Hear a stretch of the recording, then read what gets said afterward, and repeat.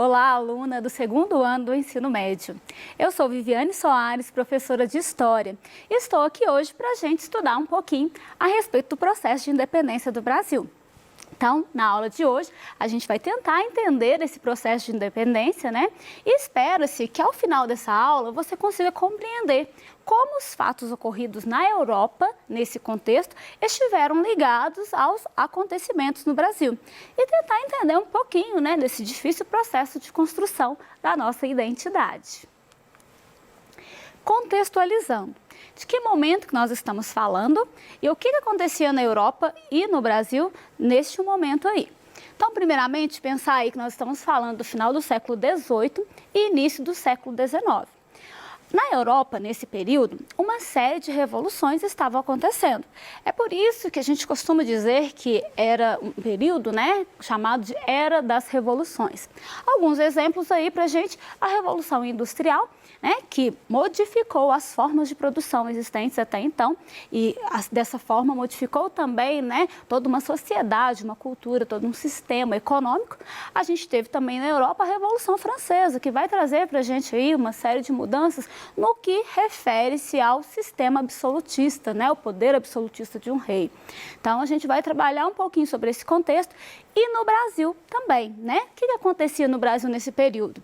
A gente vai falar de um período em que Marquês de Pombal, que era o primeiro-ministro do rei Dom José, estava organizando a vida do Brasil, né? Quando eu falo organizando a vida, é que ele estava cuidando das questões políticas, administrativas, né? Já que ele era o braço direito do rei. A gente vai ter um momento em que há uma virada aí nesse poder do Marquês de Pombal. Vamos ter também algumas conjurações, né, movimentos, revoltas, até que a gente chegue, de fato, à independência do Brasil, né, à proclamação dessa independência.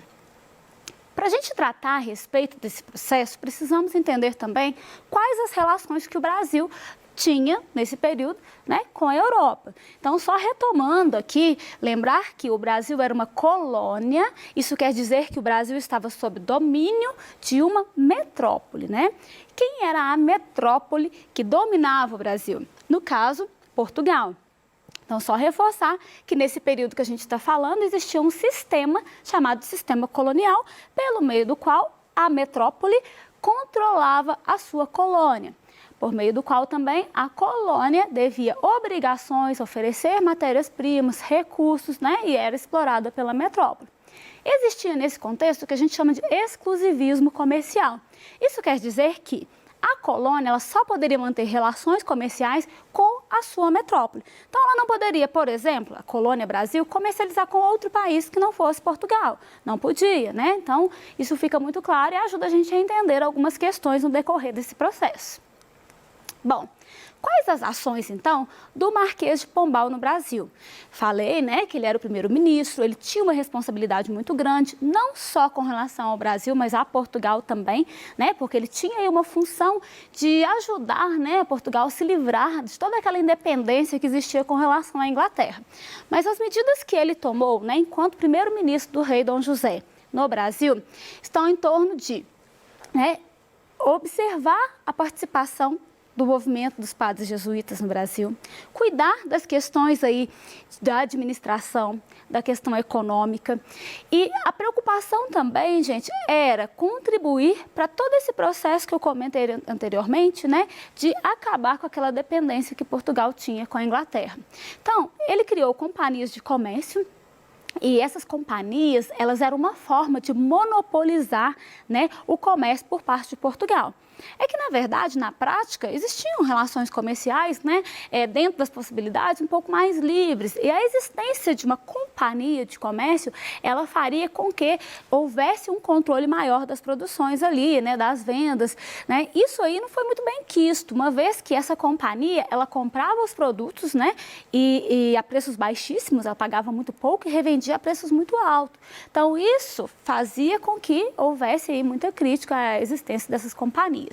Além disso, ele fez uma reorganização administrativa, ele passou a fazer uma maior fiscalização, principalmente se tratando aí da produção do ouro, né? A instituição de novos impostos também foi uma ação do Marquês de Pombal. A gente tem a questão dos padres jesuítas, que eu mencionei anteriormente, né? Porque Pombal observou o poder que os jesuítas estavam conseguindo no Brasil, né? Então, eles costumavam dizer que os jesuítas, a missão jesuíta, né? Ela era um Estado dentro do Estado, ou seja, como se fosse uma organização à parte do controle português. Então, uma das coisas, medida que foi tomada para isso, foi a expulsão dos jesuítas no Brasil, né? E o Tratado de Madrid, que foi o que deu ao Brasil uma nova conformação, né, que demarcou os territórios brasileiros naquele período, foi também elaborado aí nesse contexto. Um novo momento que a gente vai ter aí é quando Dom José sai do poder e Dona Maria assume. O período em que a Dona Maria governou, Dona Maria I, foi chamado de viradeira. Por quê? Ela vai modificar, ela vai alterar o que estava acontecendo até então. Então, uma das medidas que ela toma é o quê? Tirar o Pombal do poder, né? Ela vai assumir e vai tentar centralizar. Tirar o Pombal do poder não quer dizer que nada que ele fez serviu, muito pelo contrário, algumas medidas, principalmente com relação à fiscalização, à administração e até mesmo a centralização do poder, foram continuadas. Mas isso aí vai ter, né, como a pessoa, né, que está responsável, aí, vamos dizer, a Dona Maria I. Nesse contexto também, ela criou um alvará proibindo as manufaturas no Brasil. Isso porque, se a gente tinha que consumir de Portugal, não justificava a gente produzir. Isso poderia dar uma independência para a gente, né? Uma independência, assim, no caso aí da produção. Então, ela proibiu. A Dona Maria, ela ficou um tempo no poder, né? Ela ficou cerca de alguns anos, de 1777, até 1799, mas o fato de ela ter perdido o esposo e ter perdido um filho fez com que ela desenvolvesse uma demência. Então, com pouco tempo que ela estava no poder, né, ela acabou tendo que se afastar por questões, né, psicológicas. Foi isso que deu a ela o título de Dona Maria Louca. Então, o seu filho, que vai assumir, né, como um príncipe regente nesse período aí, que é o Dom João. Então, nesse momento da história em que a gente tem aí, né, Dom João enquanto regente, a gente vai ter uma série de acontecimentos que vão alterar os cursos aí, o curso da história da colônia. Como eu não vou poder falar detalhadamente desses movimentos, eu vou trazer algumas informações, né? Eu espero que você possa pesquisar, buscar mais informações sobre, mas são as conjurações. Nós vamos ter aí a chamada Inconfidência Mineira, né? E a Inconfidência Baiana. A palavra inconfidência é uma referência a uma traição, a infidelidade, né? Como se houvesse aí uma traição por parte de alguns membros moradores da colônia. Então, só de maneira geral, a gente entender que a Inconfidência Mineira, ela tinha como causas aí a insatisfação com relação à fiscalização e ao controle tributário, né? Especificamente a cobrança do imposto chamado derrama. Esse imposto, ele era com relação ao ouro, né, que era retirado aí nas minas, e ele determinava que se uma quantidade de ouro não fosse conseguida, né, que seria uma quantidade de 100 arrobas, eles iriam fazer a cobrança compulsória, inclusive poderia ter o uso de violência. Então, havia uma manifestação contra a derrama, né, também contra a proibição das manufaturas que existia, né? Foi um movimento, gente, que ele teve aí influência do movimento iluminista, tendo visto que muitas pessoas da colônia tiveram oportunidade de estudar, tiveram contatos com esses movimentos, né? E puderam trazer e divulgar essas ideias aqui, sem contar que nós temos para a Inconfidência Mineira a influência da independência das 13 colônias inglesas. Então, assim, para a gente compreender como alguns fatores na Europa estavam relacionados com esses movimentos e como a situação da colônia gerou reação. Esse movimento, ele foi muito importante, né, porque é chamado uma das revoltas separatistas que a gente tem no Brasil, né, já com esse ideal de separação, mas é um movimento que ele não alcança os seus objetivos, uma vez que ele tem aí uma forte repressão por parte do governo português. O outro movimento, a Inconfidência ou Conjuração Baiana, também chamada aí de Conjuração dos Alfaiates, devido à grande quantidade de alfaiates participando, também girava em torno de uma insatisfação com relação com a questão socioeconômica. A gente tem a falta de alimentos e o encarecimento desses alimentos também, por vários motivos, inclusive por questões climáticas, mas também pela a participação aí dessas companhias de comércio, né? A gente tem a mesma situação de contato com a filosofia iluminista, mas a gente consegue compreender que esse movimento ele vai ter uma influência maior da Revolução Francesa, né? Que é um movimento que vai ter umas características mais populares do que a Inconfidência Mineira. Então, uma referência ao processo que ocorre na França, né? Em que o rei é tirado do poder, né? Um processo aí para acabar com o absolutismo, o poder absoluto do rei, né? Então, isso vai influenciar um pouco esse movimento. O processo, ele tem aí, né, as suas etapas que se diferenciam, mas a gente tem como final uma forte repressão também por parte do governo com relação à Conjuração Baiana. Nesse momento em que nós estamos falando aqui da colônia e das questões que estão passando na colônia, na Europa a gente também tem uma situação que vai nos chamar a atenção, né? No momento pós-Revolução Francesa, em que Napoleão Bonaparte chega ao poder, e ele faz da Europa um verdadeiro palco de guerra, né? À medida em que ele tende a expandir seu império, a conquistar mais territórios, e ele empreende uma série de guerras, né? Com outros países, chega o momento em que ele, não conseguindo dominar a Inglaterra, ele começa a pressionar outros países para que ele consiga enfraquecer a Inglaterra e poder dominá-la. O meio que ele encontra para isso é o chamado bloqueio continental. A ideia a palavra bloqueio já diz muito, ele queria bloquear a Inglaterra.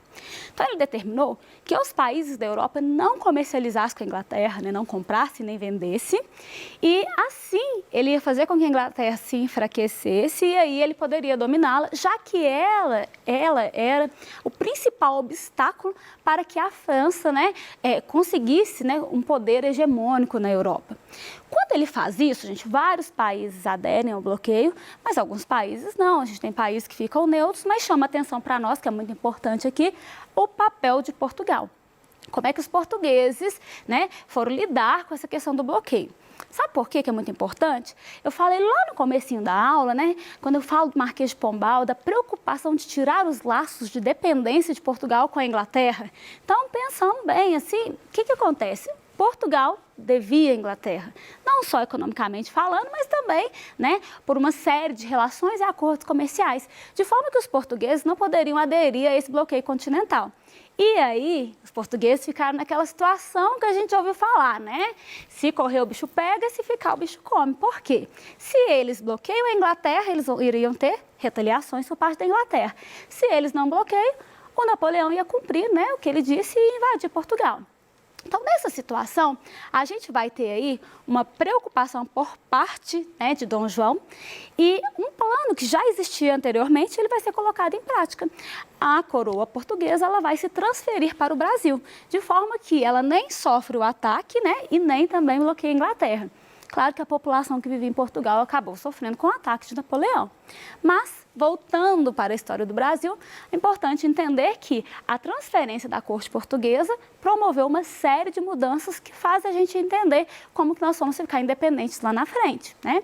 Então, gente, só para a gente pensar aqui a respeito das medidas que Dom João toma, né, no Brasil. Revogação dos alvarás de manufatura. Lembra quando a Dona Maria proibiu? Ele liberou, então podia ter manufatura. A gente já começa a entender isso, que é importante para que a gente tenha mais autonomia, né?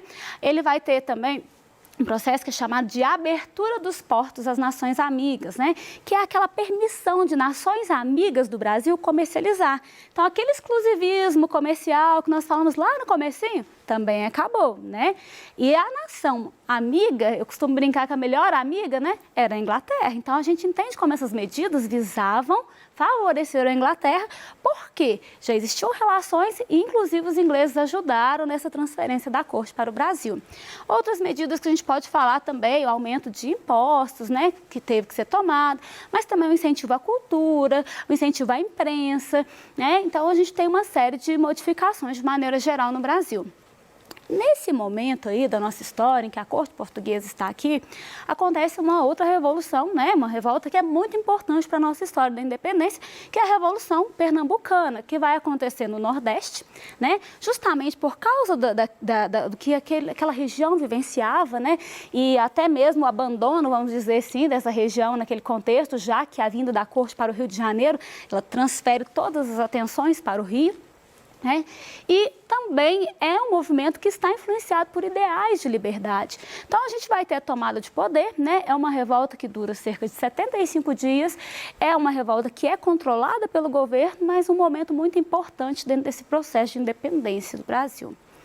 Outro movimento que ajuda a gente a entender esse processo é a chamada Revolução do Porto, ou também a gente vai ouvir falar em Revolução Liberal do Porto. Essa já acontece em Portugal. E como que ela se relaciona com o Brasil?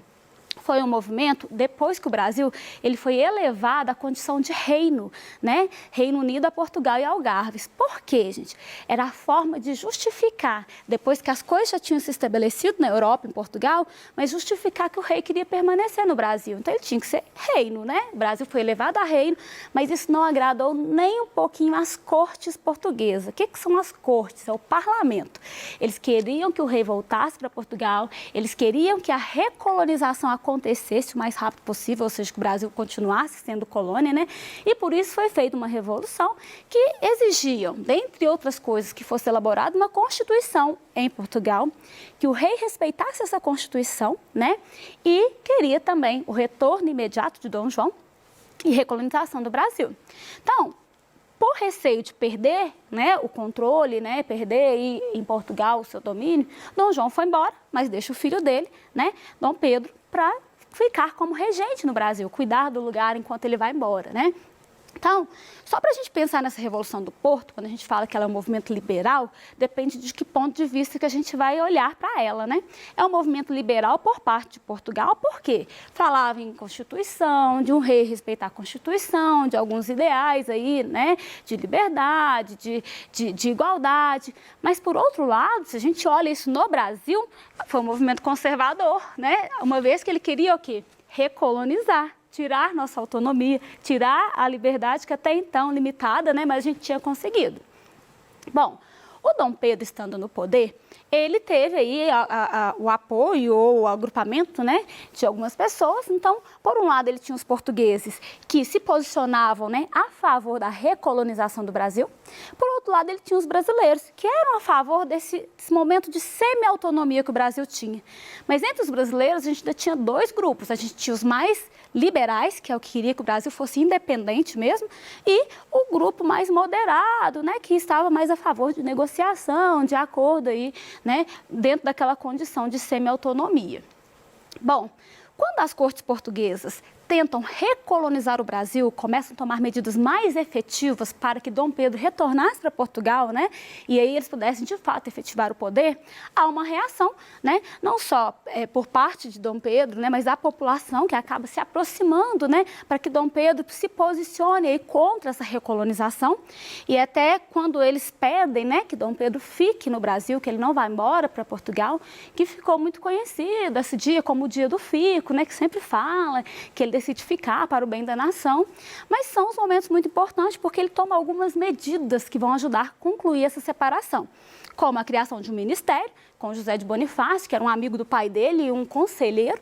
A gente tem a questão do cumpra-se, que é quando ele determina que as ações portuguesas só vão ser seguidas no Brasil se ele assinar embaixo, né, mandando cumprir.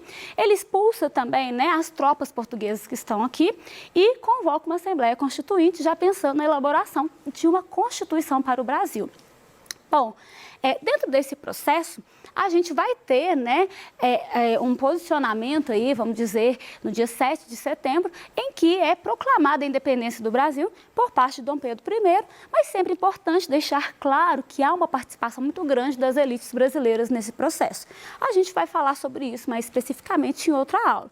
Aqui é importante a gente questionar, né, o que será que de fato significou a independência do Brasil?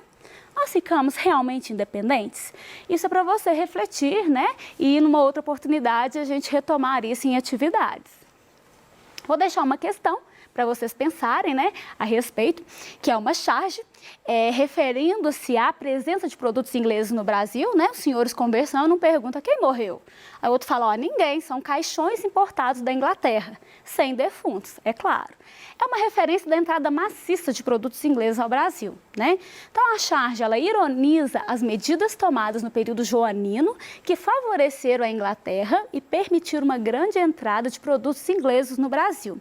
A que fato ela se refere? Letra A, o processo de urbanização e desenvolvimento manufatureiro no Brasil.